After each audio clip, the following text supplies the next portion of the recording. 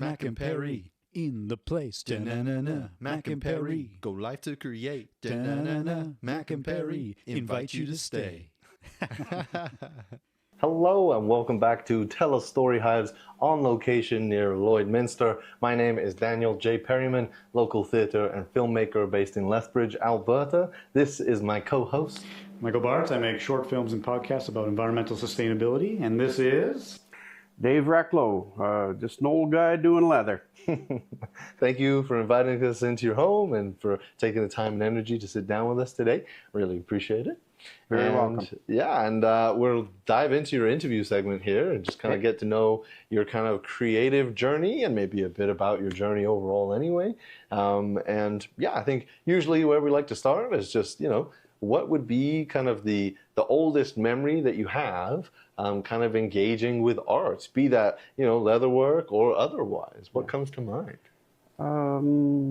I remember, the first thing that I remember when somebody says art is I remember being in, I was probably about grade 5, 6 in school. And the teacher always used to we used to do these charcoal drawings on a piece of paper. She'd put a bowl of fruit or whatever up at the front of the room, and you're supposed to draw it with your charcoal and make it look similar to what the picture looks, or what the fruit looks like. And she always took my picture. This is how I'd like to see it done. And of course, at that age, it's embarrassing for me. Sure. But I learned that I'm actually pretty good as an artist. And then my grandmother was a school teacher, and she was teaching her class, I guess it would have been an art class, how to do leather work. And she brought the tools home when that segment of the art class was over and asked if I'd like to try them. And so the power is going to go out again. I started I ordered in some wallet kits from Tandy Leather Company. And then I started doing leather the way it said in the little kit that you get. And I went and I talked to the owner of a menswear store in High Level, Alberta. And he said he wanted to see the wallets first, which, yeah, I can understand that. And then he said he would buy every wallet I could make. Yeah. And I don't know how many wallets I made, but I made a ton of them. And I learned that I could make a little bit of money at this. And it was all good. I was making money and stuff. And then I started chasing girls, and one caught me, and we had a family and all this other stuff. And then we moved a couple of times out of High Level. We moved to Edmonton, then to Leduc, then to Lloyd. And while we're in the Lloyd area, the Humboldt bus had a horrible accident. Yeah. And I hadn't done leather work in 45 years, but I felt I had to do something. So, do you mind if I pick up that picture and just display it? Yeah, show let's do people that. what Yeah. my first project in 45 years, or about 45 years. Sure. I think it was right at the end. Yeah. Somewhere in here. Yeah. There it is. That's the piece that I did. It's 36 by 36, hung it on a hockey stick. You can see the hockey stick right at the top. Yeah. And I took it up there and I gave it to them, and it's hanging in their hockey arena. I got my employer at the time he bought the piece of leather, and he bought me the paint and the stuff, because I said, I'll do the work if you buy the stuff. Sure. So we went together on it, and we made that thing, and we took it up there, and I put a little patch on the back that had, artwork by Dave Rechlo, and supplies and leathers donated by my employer at the time. And then I had a few pieces of leather left over, because cows don't come in shapes like squares.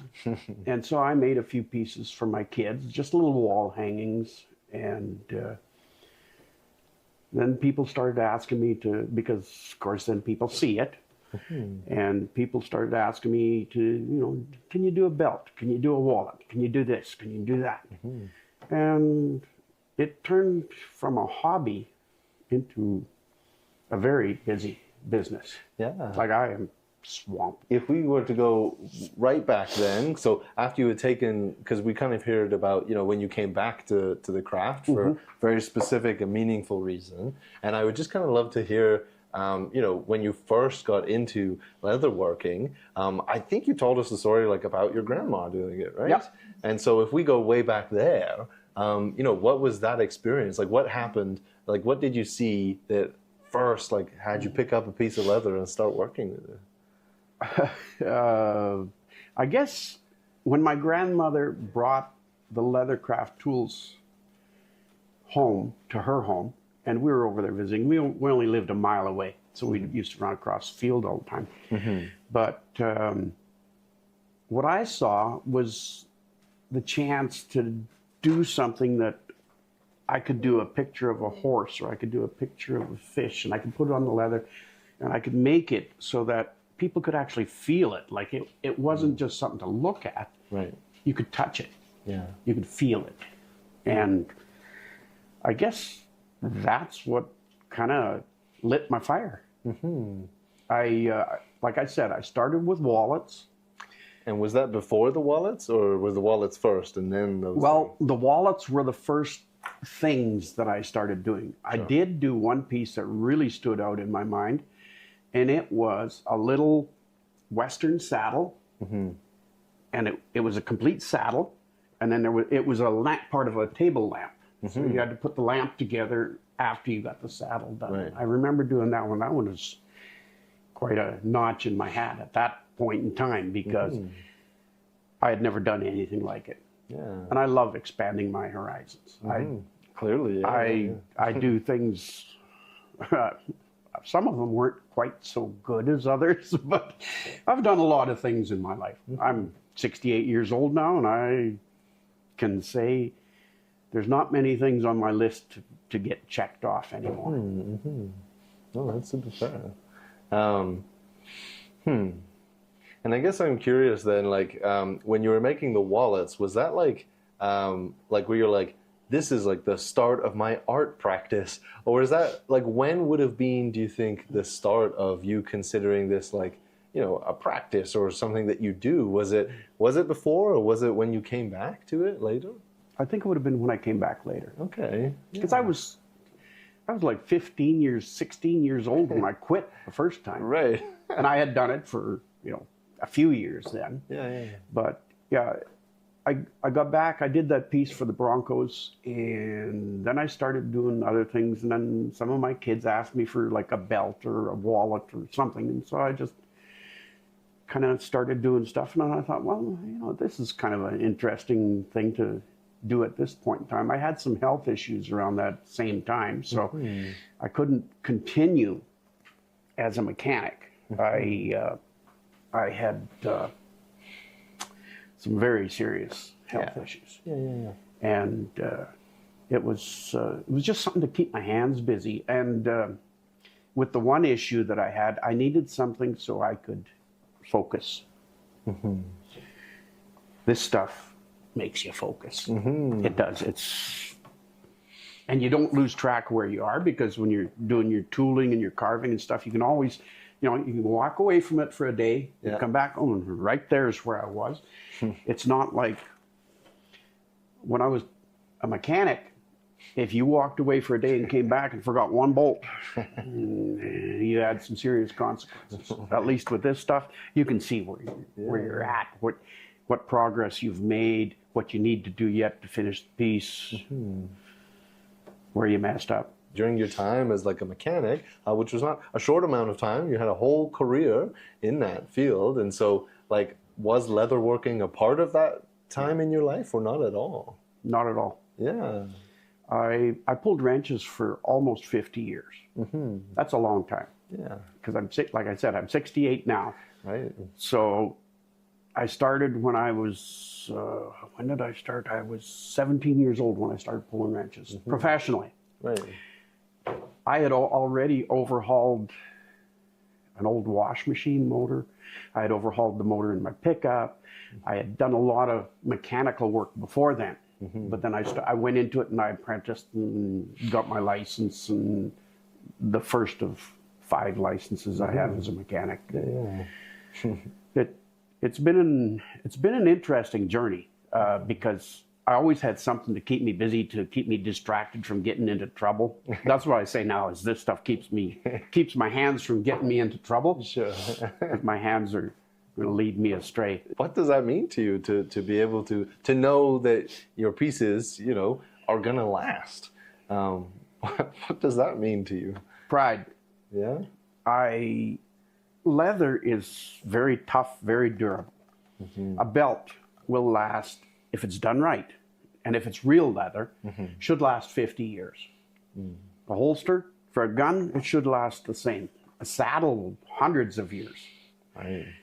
These hats, it depends on how many times you wear them in the rain and what you do after you in the rain. If you waterproof them before you go out in the rain, they'll last forever. Right. I've got like that little flask there with the hummingbird on it there. That could last a long time. Of course, I make sure I tell all my customers that make sure you rinse that out with an alcohol-based substance so that you don't get any germs out of it. But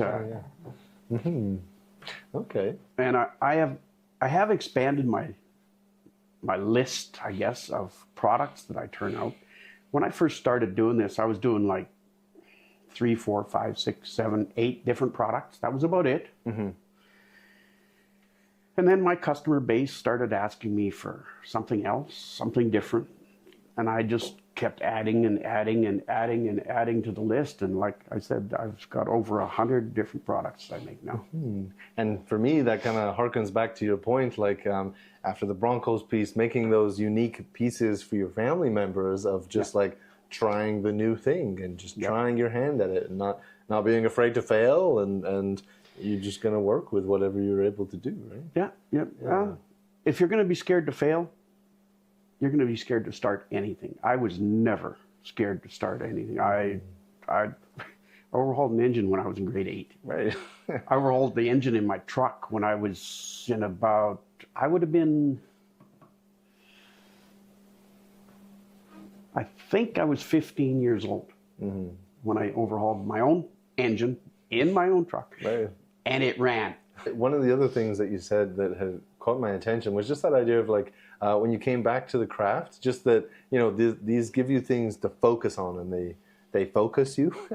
And I'm just curious if you could speak to that a bit more, and, what do you get out of that? Okay, I'll tell you why I focus. Yeah. I had a stroke. Fell off the deck behind my house, landed on my head on the cement 10 feet below. That far from dying. Couldn't remember my one son-in-law's name for over a year. I was completely messed up. When you're looking at something like this, let's say, it gives you the focus. It gives you can see it. It gives you something to do with your hands, and your hands and your eyes. And when you're in that situation, you need to do something to stay sane. I guess would be the best way to say it, because I was pretty rough. But now I'm just pretty rough, and I turn out nice leather because of the fact that you can see it, you can focus. If you don't like what you see, you do like I did one time. I don't like that. Throw it across the room, start again. Yeah. That's the way it is.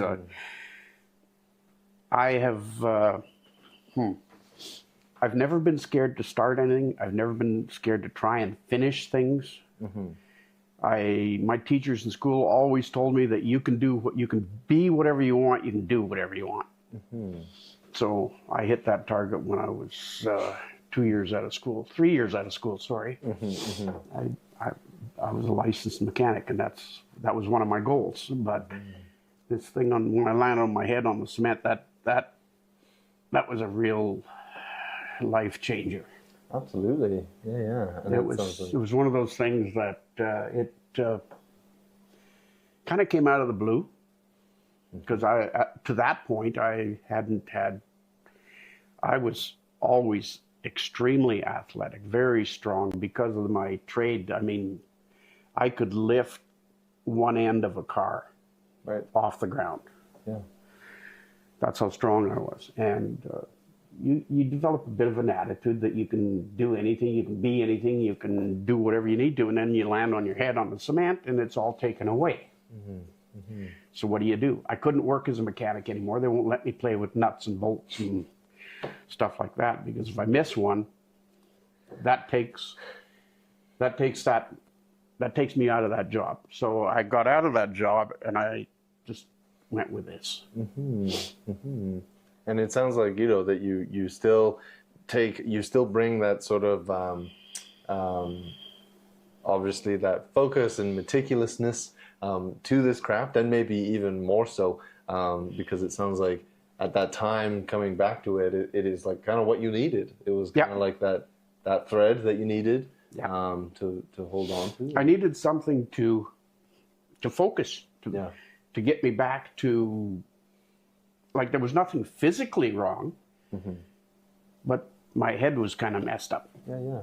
And I really appreciate you sharing this, because it's that idea of, that, we all go through struggles that maybe you can't see, and that, being able to rely on something physical, like, that is real and is gonna last. And I just think that's such a beautiful part of your story, and I really want to articulate that. So I appreciate you sharing that very much. I am curious about is just that idea of, like, also, the accessibility of this for you, and, like, kind of having it at home. And I'm just curious what that means to you. And, like, because I feel like, I don't know, could you imagine doing this, like, at a workshop that is not as accessible? Like, what is the value in having it at home, I guess? I like doing this stuff at home because if I'm not feeling quite up to it, I can take a break. Right. I'm my own boss. There's nobody I have to answer to other than my customers as to why this piece isn't done yet or whatever. Or if I'm not feeling good, I can take a break. If I'm feeling good, I have hammered out over 20 belts in one day. I can do 3 or 4 of these holsters in one day if I am feeling good, because I grew up working 16 to 18 hours every day. That's what you do when you're farming. Right. And it's if I feel good, I turn out a lot more product. Oh, that's bad. Another thing I'm curious about is, just that idea of working, like, with and for, like, clients and creating specific things for people. And I'm always curious, just, that balance between, obviously you're trying to create something that they've asked for and maybe as accurately as possible for them. But what is that balance like for you versus, maybe your own things that you want to work in? I really enjoy when a customer comes to me and says, okay, I want a headliner for my semi-truck. Okay. That was something I had never done before. And he wanted his company logo, and he wanted some floral on it. And I did a lot of this. Texture, okay, yeah. And it was that wide, and it was about that far the other way. Yeah. And we put it onto a big sheet of Lexan, and we put it up into his truck. And he was unbelievably happy with what we turned out. His idea and my work. Well, I do think we're kind of at our time, but I may just ask, what is on the horizon for you? Just more of the same, or anything specific? Any trade show? I've got a lot of shows and markets through the summer. I love going to places like St. Walburg is a good one. They have what they call a blueberry fest. And I went there last year, and I brought my wife and my oldest daughter with me to help me with my booth. Mm-hmm. And we ran all day. Mm. And we set a new sales record. Nice. And I was so tired at the end of that day because I was running all day long, right from, 9:30, 10 o'clock in the morning, right till, I think it ended at 4. Right. And I was just going hard all day long. I still want to expand my stuff. I want to, silly thing, but I want to add more products because I've got things in my head. I've got a couple of plastic, those rifle cases. They're a plastic case with the eggshell stuff inside of them, or eggshell foam. Sure. And they're for carrying rifles in. Mm-hmm. I've got 2 of them out in my trailer that I've been trying to get at for about 2 years now. I've had those cases that I want to do a complete leather wrap on them. Right. Mm-hmm. I also have downstairs a moose skull. Okay. With the antlers on it. Yeah. Obviously, he got taken down by coyotes or whatever. Mm-hmm. And I found the skull one day when I was out hunting. And I thought, we're going to do a skull wrap on that. Oh, okay. Yeah. I want to do some skull wraps. That's really way up there on my list of priorities. Because I've got 4 or 5 complete deer heads. Mm-hmm. And that moose skull downstairs with the antlers on it. Yeah. Nice. Well, yeah, no, I look forward to seeing those when you get to them because I have no doubt that you will make that what happens. So, yeah. That is all the time that we have for this segment. So, I thank you dearly for your time and energy and for sharing your story with us. I really do appreciate it. Very welcome. I enjoy doing this. Yeah, nice. This has been TELUS STORYHIVE's On Location near Lloydminster. My name is Daniel J. Perryman, local theatre and filmmaker based in Lethbridge, Alberta. This is my co-host, Michael Bartz. I make short films and podcasts about environmental sustainability. And this is Dave Rechlo. Dave's Custom Leather. Still crazy, still doing leather. Awesome. And we'll be right back for your showcase. Welcome to TELUS STORYHIVE On Location here near Lloydminster, Alberta, Saskatchewan. I'm Michael Bartz. I make short films and podcasts about environmental sustainability. And this is my co-host, Daniel J. Perryman, local theatre and filmmaker based in Lethbridge, Alberta. And this is Dave Rechlo. I do leather work. Dave's Custom Leather. Nice. Yeah, I really enjoyed your chatting with Daniel, learning about how you started leather work and the impact you've had and your whole journey. It's been great. This is called the showcase, so I know we showed some pieces a bit, but I definitely want to talk about some pieces, the stories behind them. We might show some images, and we also have some pieces here. So I'm really excited to learn about this Leathercraft because I know nothing about it. So this is great. Why don't we start with one of the images we have? The first one is it's a black saddlebag. What's the story behind this piece? The black saddlebag, it's saddlebags for a motorcycle, and I put that all together a few years back, and I had it sitting in my truck outside at the curb, and some guy decided he wanted my truck more than I did, and he stole my truck and $40,000 worth of leather, finished, completed leather products. And he took the truck up by St. Paul somewhere, and eventually 5 months later it was found burnt. But I never saw any of the leather again. But it was that was one of the things. The only reason I'm still doing leather is because I took my tools out of the truck that night. I had some work I had to do, and I usually carried my tools around with me so that I could, while I'm sitting at a market, I could be doing something. Mm-hmm. And I took them out of the truck that night because I wanted to do some work downstairs, and the next morning my truck was gone. Wow, yeah, and I mean, to lose that much product, I mean, what'd that feel like? I was very upset. I was hurt. If I had caught the guy, I'd probably still be in jail. But it was just one of those things that it's gone. The RCMP weren't a whole bunch of help.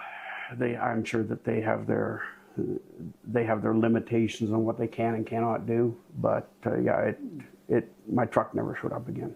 Yeah, I'm sorry to hear that. It just must have been a huge loss for both things. Yeah, absolutely. Yeah. All right. Well, we can move on to another piece. And the second one, the image we have, it's a wallet. It's got a skull on it. What's the story behind this piece? That wallet is one that I made after I had made my wife a beautiful wallet. And I took it to a market to show it. And some lady came along and offered me a bunch of money for it. So I sold my wife's wallet. So I was in trouble. So I made that one with it's got the knife stuck right through the skull. And I said, that's what I'm going to look like if I do that one more time. Hopefully her driver's license wasn't in there. And she is still using this wallet with the knife stuck through the eyeball holes. Yeah. She's still using that one. She loves it. She's she's had it for about 7 years now, and it's getting a really, really nice patina on it. It's just beautiful.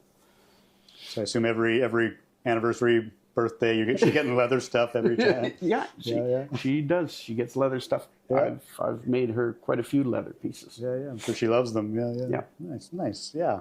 Oh yeah, it's great. And I guess we'll see skulls. I see a few skulls around here too, on some of the other pieces. Like, is that a common thing that you include in some of your leather pieces? Somewhat. It depends on what piece I'm working on. I do a fair amount of skulls. But I'll do skulls for a couple of months, and then I'll put them aside, and I'll do deer heads, and then I'll set them aside, and I'll do moose heads or horses, or, it's just, okay. You got to do something to keep yourself interested in it. If you're doing the same thing every day, all day long, it would soon get pretty boring. Yeah, fair. Yeah, no, variety is the spice of life. Absolutely. Yep. Yeah, nice. The third image we have, it's actually it's a clock.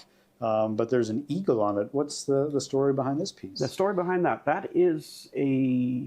called a tribal pattern.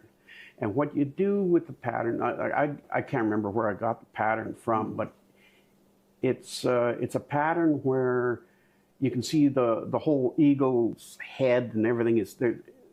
There's black shaded areas where the feathers are and stuff like that. And it was just a different way of doing an eagle that I had never done before. And I thought it would look excellent on a clock. Mm-hmm. And I did it on a clock. And I think that was another piece that got stolen. Oh, no. You're losing all sorts of your work. Yeah. Oh, shame. Yeah. And I know, like, when we initially reached out and chatted, my understanding is that eagles are kind of an important part of your work. Tell me about the story around the eagle. The story on the eagles. Well, let's see, I'm 68. I would have been, it would have been over 50 years ago. Mom and I were out, Mom and Dad homesteaded up in the high level country. Mom and I were out picking roots. My two brothers somehow, I don't know how they got out of it that day, but it was just me and Mom. And we're out there picking roots, throwing them in piles, and an eagle came down from way up there someplace, and he landed right on the pile of roots we were throwing up. And of course, me being a dumb farm kid, I told Mom, I said, take a break, sit down, have a drink of water. I'm going to go see how close I can get to this eagle. Well, I got up. I knew how to approach animals because we had a lot of animals on the farm. We had cows, pigs, chickens, all kinds of critters. And I walked up to this eagle slowly, talking to him all the time, and I stroked his back. And I stroked his legs. And if you've ever been really, really close to an eagle, you will see that an eagle looks at you like this. Because they always have the look that says, I'm going to beat you up. Mm-hmm. And I was scared. I was excited. And I couldn't believe that I got to touch a wild eagle. So that's why the eagle is so important to me. I use the eagle. It's as my my business logo is the eagle is up there with his wings spread. Mm-hmm. And I do a lot of eagles, and I try to do a really, really, really good job on them because that affected me. Mm-hmm. Yeah, no, I've never heard anyone get that close to an eagle, a wild one. I stroked his back about 5-6 times, and I reached down and I stroked his legs, and it was like, what do you do? Like, you can't believe that this is actually happening. Yeah. But it was. Yeah. Yeah. I don't have any pictures of it, though. No, I can't prove it, so maybe it didn't have. No idea. Well, yeah, I'm sure right here, I can feel it. Absolutely, yeah. Yeah, well, what a special story, and especially being so young, and what a great experience. Yeah. Yeah, that's really great. Thank you for sharing that. Yeah, I think I'm going to go to number 7 on our list, which is a purse, because I understand there's a bit of a story behind that. A leather purse. Yep. Yeah, tell me about that one. I believe that purse, if it's the one I'm thinking of, is the one I did a custom job. The lady told me what kind of a purse she wanted, what kind of carving she wanted, how she wanted it made, all that stuff. So I put that purse together for her. She picked it up. She was so happy with it. It was unbelievable. She just couldn't believe it. 2 days later, she wanted her money back. It's just not right for me. I think what happened there was either her husband or one of her friends told her it was a terrible, terrible thing. You know, whatever. It doesn't matter. She wanted her money back. I gave her money back. That was a 2-piece set too. There was a matching wallet. I went to a market the next weekend, and there was this young girl walking by, and she was walking. It was a street market, so we were all outside, and she was walking down the street, and she looked over at me, and then her head snapped around after she looked away, and she was looking at that purse. She still has it. She doesn't wear the purse. She flaunts that purse. She absolutely loves it. She got me to make her a belt with a matching carving and a holster for her knife with matching carving. All tied together with the purse. Yeah. Almost like the purse was meant for her, not for that woman in the end. So like if the one lady that I made it for didn't want it, it ended up with the person who actually needed it. We'll do one more image. I do want to actually see, hold some. Number 10, which is, it's actually of a clock, which you wouldn't normally associate with leather, but has a motorbike on it. Tell me about this piece. Yeah, that's a pendulum clock, and I made it for my younger brother. I don't even remember why, but I just felt that he's a bike mechanic, motorcycle mechanic. He's got, I don't know how many Harleys parked in his garage. He's one of them guys. I used to ride a bike when I was young too, but I gave up because I thought I was going to kill myself. But it's a picture of the Harley motorcycle, and then down on the bottom where the pendulum swings, there's the wide open desert road to go and open that Harley up on. That's the story behind it. Yeah, this is the brother that shot you. That's the brother that shot me. Yeah. He shot me right in the knee, put me on my face in the dirt, took me out of the track meet for a full year. Yeah. And I keep telling him I still have that bullet to return to him. You still gave him the clock. I gave him the clock. Yeah. We're a good family. Of course. My other brother stabbed me too, so. What did you give him with the leather? I can't remember. He's got some of my leather, but I don't remember what he's got. Quite the family. Yep, we're a tight knit family. I see that. Yeah. Well, I thought it'd be nice also to talk about a bit more about maybe 1 or 2 pieces here because we have it. I don't know. Do you want to just pick up one of the pieces that maybe we could talk about? How about maybe this holster? Yeah. Tell me about this one here. This one right here. I have. I wanted to do a piece that had this skull on it. I've got this skull is on one of my patterns, but I wanted to do something that had aces, because the 4 aces thing, that's all the poker thing, cards thing. Sure. And I wanted to do something that had aces and that skull. So I just grabbed myself a holster pattern and some leather, and I did that. We'll just take this out of here. That's just a pellet gun, by the way. And it can mount either on your belt, or I make shoulder harnesses that you can put it right there. Yeah. So you can, it's a piece that you can wear either way. Yeah, can I see it? Yeah, and so I'm like looking at the pattern here. And so how do you make like this pattern? This pattern right here? Is it like a punch or? It's a single tool. I don't think I have one right just here. Describe it. But it's a small tool. It's about 1/4 of an inch wide and 1/2 an inch long, and you just keep applying it over and over and over and over, and try and line it up nice and straight so that the pattern comes out proper. And then how do you like make this like raised of the, like let's say the flames here? The flames, they're raised up, yes. That is, you carve the leather, you cut it with a knife, and then you use what's called a beveler. And it's a piece of steel on the end of a tool handle that's built kind of like this, so that when it drives down into the leather, it raises one piece and pushes the other piece down. And that's how you get that raised, the relief, I guess, on any of the carvings, so that things they stand out more. And between like this pattern and this design here, like which part do you do first? You kind of do it all just about the same time. I did the cards and the skull first, and then I did this stuff here. And I left a little space down here for there's another stamp with a skull on it. Okay, yeah, interesting. Yeah, and like in between, like let's say the holster, maybe this hat, because it's right beside me. There's obviously a lot thicker leather. Like, do you have to do any sort of treatment to a leather like this to give it that hardness before you start working on it? Not really. I'm just going to step over here and grab a piece here. Sure. Oh, we'll get a raw piece of leather. This is the leather. Okay. This would start as... is made out. Okay. This is just cowhide. It's called veg tan. That's the process that they use for tanning it. This leather is still cowhide, but they use a completely different process for tanning it, and then they color it and stuff like that. So I've got so many different kinds of leather downstairs. It's unbelievable. And I've got ostrich leather, I've got snake, I've got fish leather, I've got buffalo, water buffalo.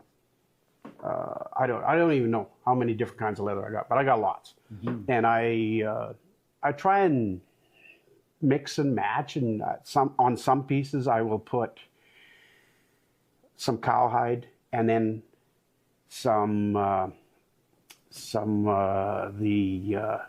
I've got, it's called Stingray. I don't have any in here.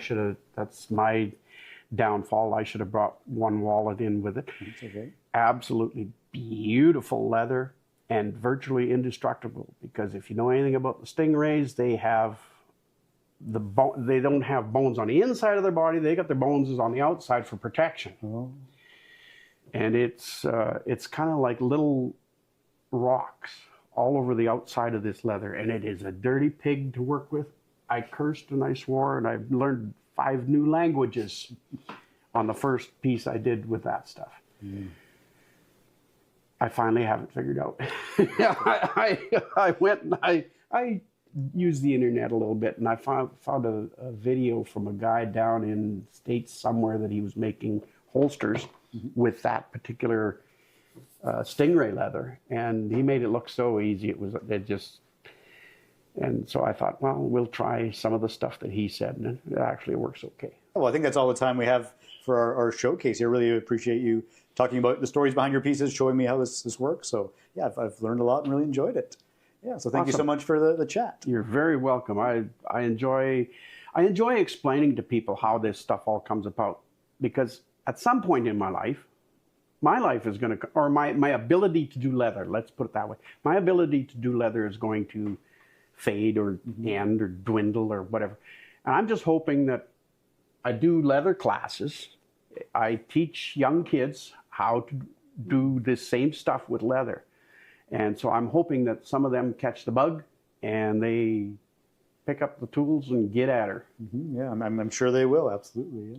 Yeah. Well, this has been TELUS Storyhives On Location, your Lloydminster, Alberta, Saskatchewan. I'm Michael Bartz. I make short films and podcasts about environmental sustainability. And this is my co-host, Daniel J. Perryman, local theatre and filmmaker based in Lethbridge, Alberta. And this has been David Rechlo. And I'm still David Rechlo. And Dave's Custom Leather. And I enjoy doing leather. Great. All right. Well, thanks so much for watching. If you or someone you know has a story to tell, scan this QR code and get in touch with the Storyhive On Location team.